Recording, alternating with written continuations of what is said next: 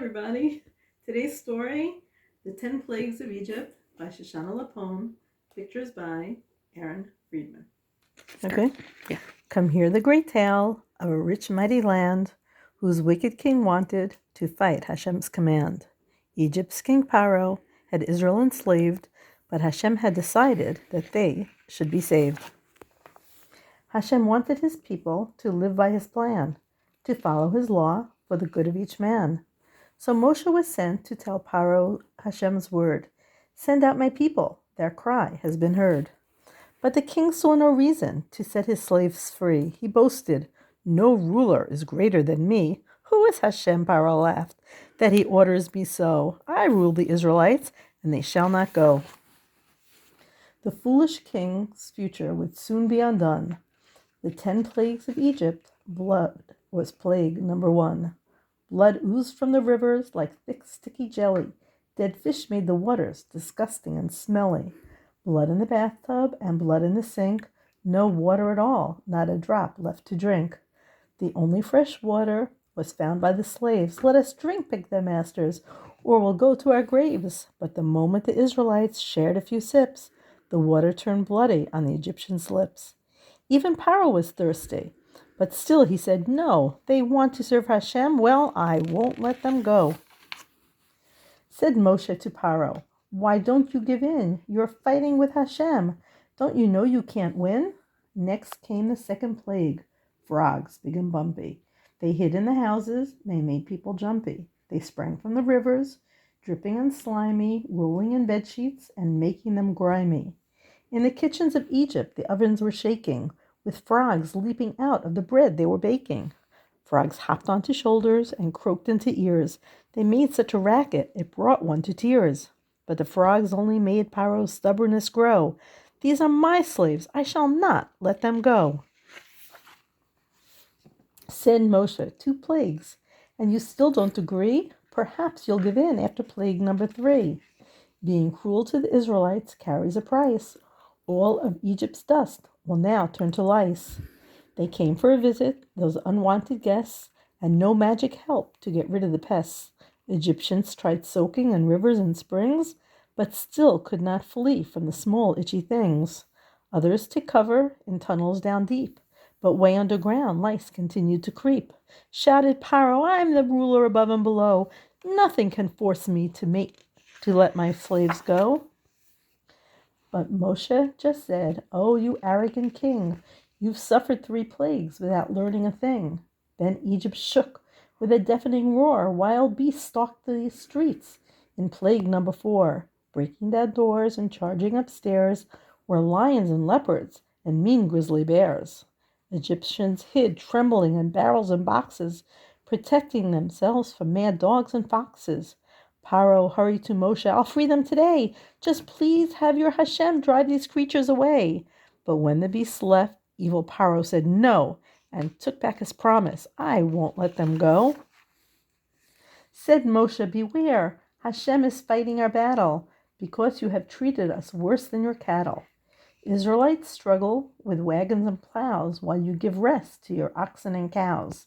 But the cows that you pamper to grow fat and thick, with plague number 5 will be terribly sick. So ill were these cows, they cannot even moo. They lay around helpless with nothing to chew. And the Israelites' cows had no coughs and no wheezes, no chills and no fevers, no snivels or sneezes. Cried Pharaoh, I'm the king here, and my slaves must know, if they want to serve Hashem, I will not let them go. But the greatest of kings have no strength of their own. The power to rule is in Hashem's hands alone. Stubborn King Pharaoh was acting absurd. How foolish to think he would have the last word. Hashem sent plague number 6. Hot, watery blisters on aunts and on uncles, on brothers and sisters. Oh man, on man and on beasts, those boils kept doubling all over their bodies. Big blotches were bubbling.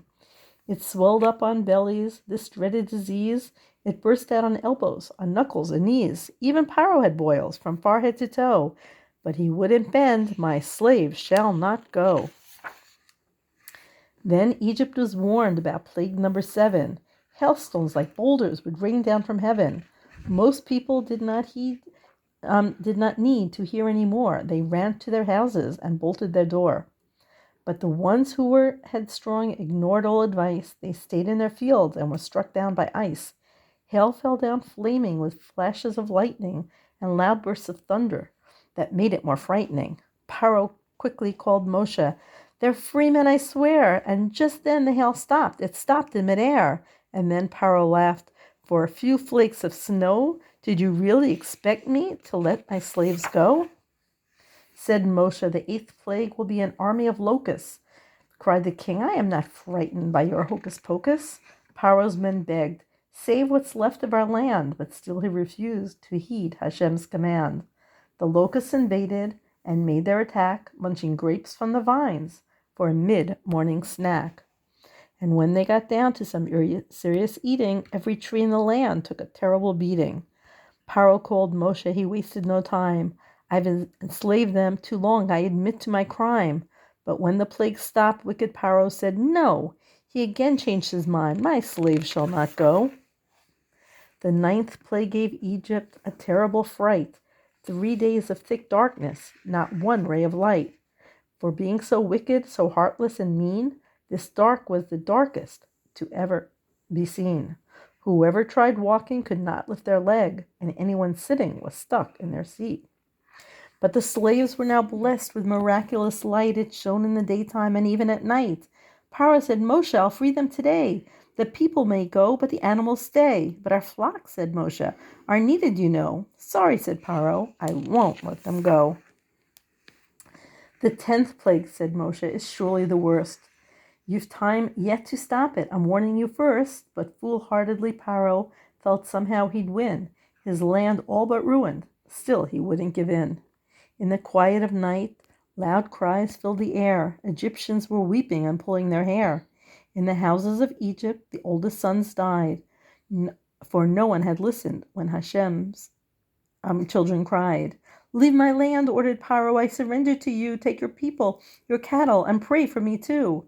Egyptians were pressing them not to be slow. "You've made enough trouble. Get going now. Go."